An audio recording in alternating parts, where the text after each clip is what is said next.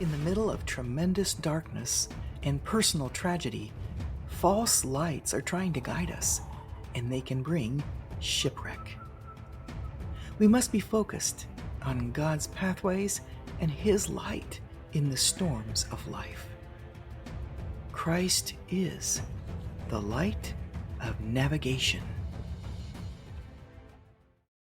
Hello, and welcome to the Light of Navigation and the God Stories. My name is Marguerite Lever-Woodall, and I'm an author, speaker, and your host. I write short stories about real-life supernatural encounters with God, and I love to explore what it is and what it means to follow God's pathways. In this 15th episode of the God Stories, called God and the Disney World Smile, I'm sure you'll enjoy the tale of how God can give a long-lasting smile to life. Come and join me in the adventures of the God Stories and experience the encounters with the goodness of God, even in the middle of our life storms. I believe God loves surprises, and I've experienced a few of them. Years ago, when I was struggling as a single mother with a 12-year-old boy, I came to a place where I desperately needed a vacation. It had been several years since we'd enjoyed a trip to just get away for a time. I had no extra money to spare, and we were literally living day to day financially.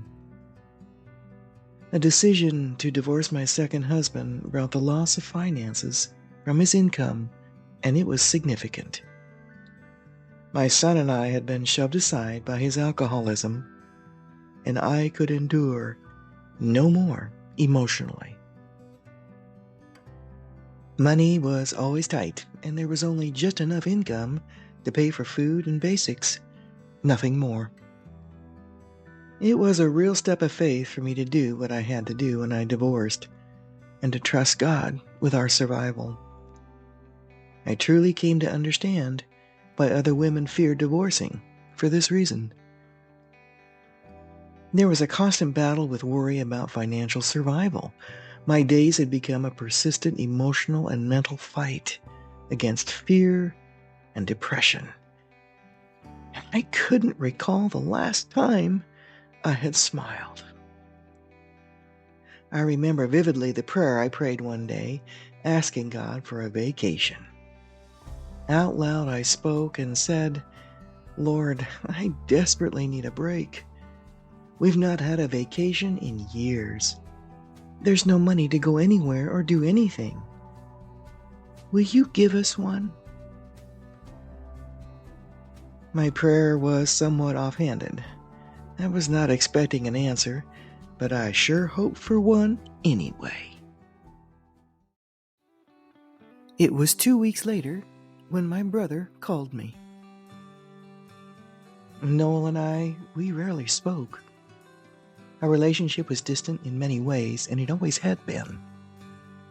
The abuse that my two sisters, my brother, and myself had endured as kids drove us all apart from each other in many ways. It was every man for himself, so to speak.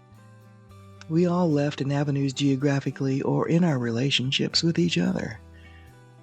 I think we were too busy trying to escape the abuse to really draw close to one another.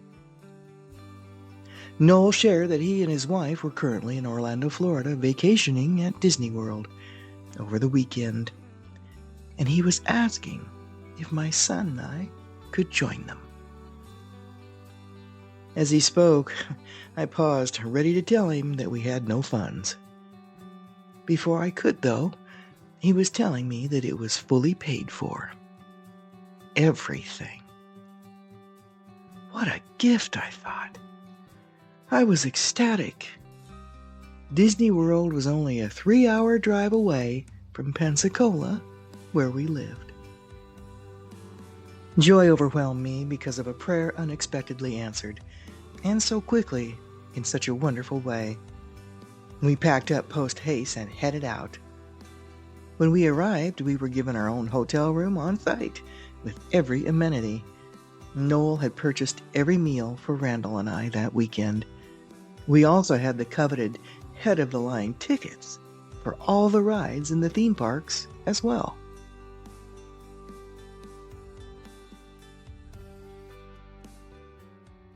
The meals we had together were such a special time. There was the 1950s Primetime Cafe that seated us in enclosed individual areas that were exact replicas of a 1950s kitchen with all its details. There was the old 50s toaster on the kitchen counter that was just below the aqua-colored kitchen cabinets.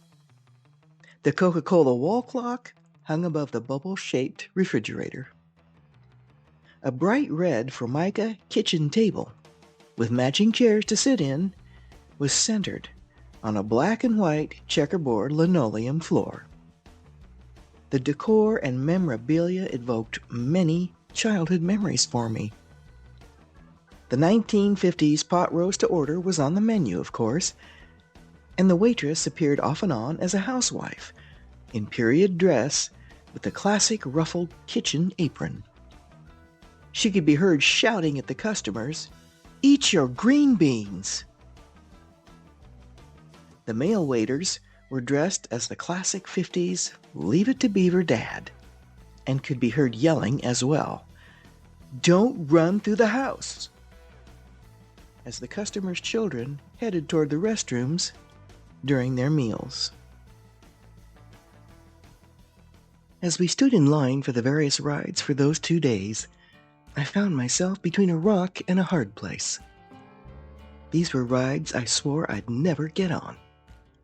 You know what I mean? It's the ones that the thought of riding them scares you to death. I didn't want to refuse to ride the bad ones, which was half the rides in the park. I didn't want to refuse out of respect for my brother's generosity toward us. Yet I was petrified of getting on them. Who wants to get on a ride that drops you 3 stories down in the dark? Who wants to get on a roller coaster that takes photos of you during the ride to sell back to you with the captured look of horror on your face because they're so scary? We rode the majority of those rides at the Disney World Park. After steeling myself and beating back the fear I was feeling every time, I forced a smile as I joined my family on each one. At the end of the day, my hair was standing stiffly on end from the rushing wind of all those rides. We had ridden 17 of the scariest known rides in the park twice. Twice! By the end of the day, I was done. I was exhausted and numb. As the sun was setting, we slowly walked back to our hotel rooms. As we did, the Tower of Terror ride came into view once more on our way. A family member shouted, "Let's go again on that one last time." "Nope, I can't, I won't," I replied. The next day, everyone said their goodbyes and our thank yous, and we all headed home. The days that followed were full of gratitude for such an amazing fulfillment of a simple prayer. My brother had given me a wonderful, thoughtful gift.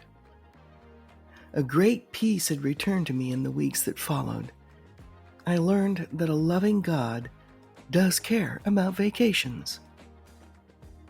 Why do we think that God doesn't care about things like that? Do we still see Him within the context of only the Old Testament stories that are written about? I think we automatically do. Scriptures don't mention Disney World vacations in the Old Testament or the New. Sometime later, when I had gone to bed one night, something stood out to me for the first time. As I laid there, I noted a huge, broad smile that was continuously etched across my face. It felt like it was pinned to my face permanently.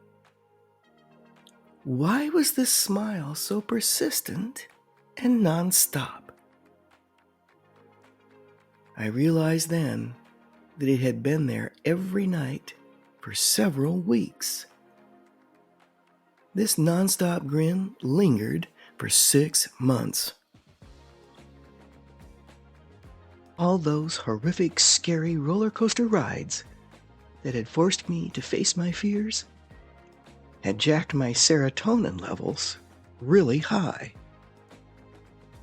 Then I knew that God had gifted me with a Disney World smile. Thank you for taking time to listen to my story.